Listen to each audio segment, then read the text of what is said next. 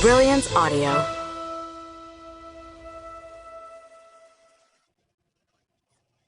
Happyish by Jeanette Escudero. Performed by Vivia. Can you spell that, please? Alexa, if you'd please take a seat. My name is not Alexa, it's Alex. Just Alex, I say, and tap my pen on the piece of paper I've taken out of my purse, waiting for him to spell the words that sound very scary and very foreign and very, very much like cancer. The roach was absolutely a bad omen. CEREBRALMENINGIOMA, Dr. Devi says slowly as I write out the words. Later, could be tonight, could be next week, when I process this, I'll need to know what to type into WebMD. Cerebral meningioma, I repeat, and then tuck the paper into my purse. The words are unfamiliar to my mouth. Alex, did you understand what I explained? Do you have any questions?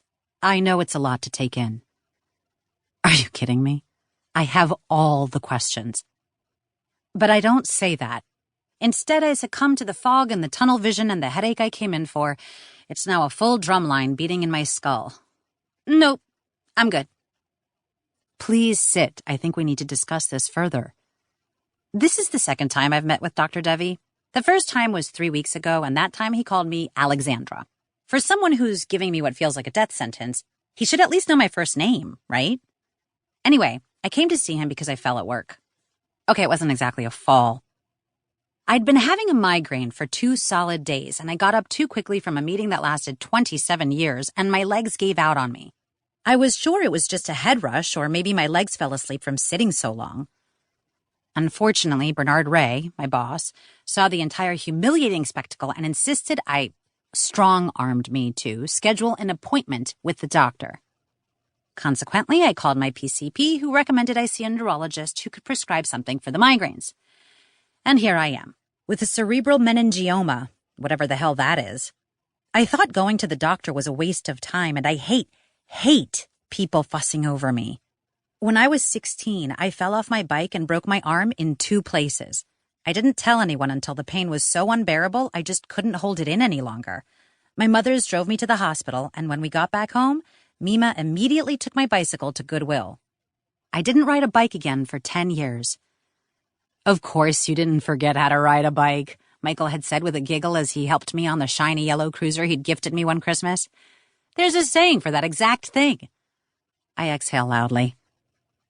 I don't know why that particular memory comes back into my mind when this is so much worse than any broken arm. Except that my arm had hurt like hell and my head... It doesn't hurt. At least not right now. And not very often. People get headaches all the time. I'm overworked and overstressed, but who am I to complain about that?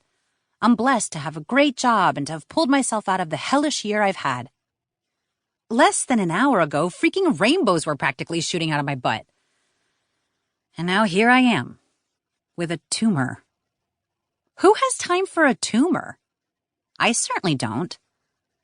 Alex, please. He again points to the chair. I can't. I wave him off. I have a presentation in the office in an hour, and then I have my divorce anniversary party. If I don't leave now, I'll be late. Also, the walls seem to be closing in on me, and I need air.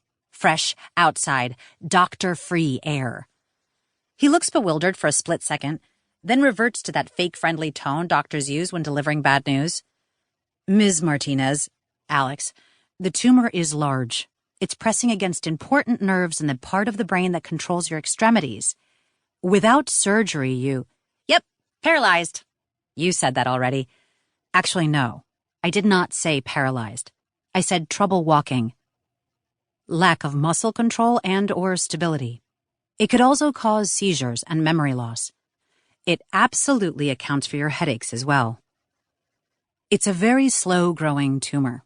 You've likely had this for a long time. Unfortunately, it's reached a point where it must be removed. He's still pointing to the chair, but I just hoist my purse higher on my shoulder and take a step closer to the door. I need to get out of here. The walls are closing in on me.